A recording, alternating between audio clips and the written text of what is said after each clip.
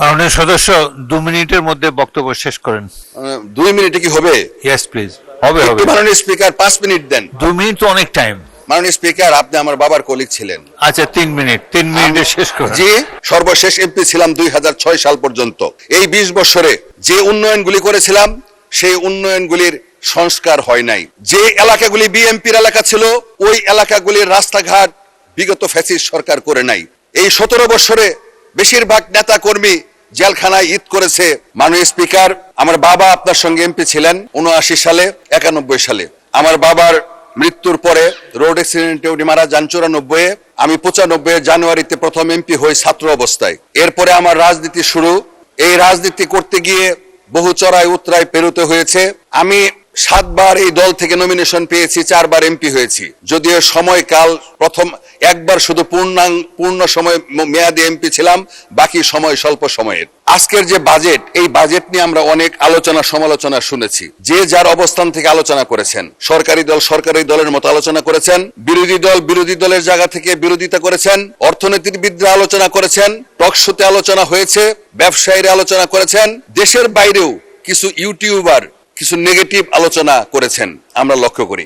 অথচ এই 26-27-এর বাজেট, এরকম একটা সাহসী বাজেট, এরকম একটা বাংলাদেশের সকল শ্রেণী পেশার মানুষের মতামতকে গুরুত্ব দিয়ে প্রতি সপ্তাহে সর্বোচ্চবার বিকাশ পেমেন্টে 50 জন হবেন পেমেন্ট চ্যাম্পিয়ন। জিতে নিন টিভি সহ আকর্ষণীয় সব প্রাইজ। স্বার্থ দেখে, সুখ দুঃখ দেখে এরকম একটা দুঃসাহসিক বাজেট আমাদের মাননীয় প্রধানমন্ত্রী, মাননীয় অর্থমন্ত্রীর মাধ্যমে উপস্থাপন করেছেন।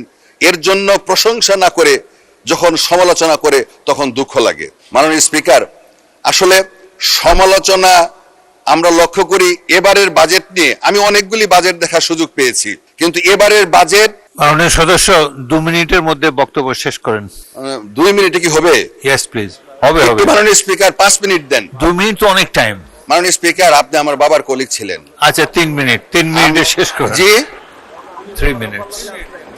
মাননীয় স্পিকার, আমার শেরপুর একটা ছোট্ট জেলা। এই শেরপুরের খুব একটা পরিচিতি ছিল না।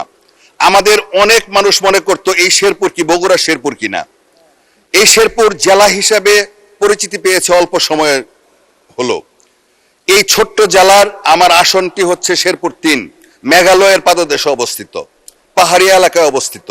মাননীয় স্পিকার, এই এলাকার মানুষ সেই যে 69 থেকে আমার বাবাকে ভোট দিয়েছে, আমাকে ভোট দিয়েছে।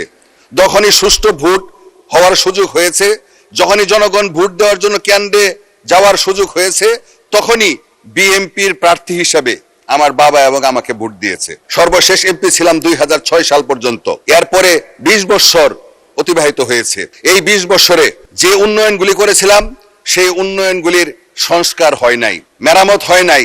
যে এলাকাগুলি বিএনপির এলাকা ছিল ওই এলাকাগুলির রাস্তাঘাট বিগত ফ্যাসিস্ট সরকার করে নাই। মাননীয় স্পিকার, এবারের ইলেকশনে এত প্রতিশ্রুতি দিয়েছি, এত ওয়াদা করেছি, যেটা বলার ভাষা নাই।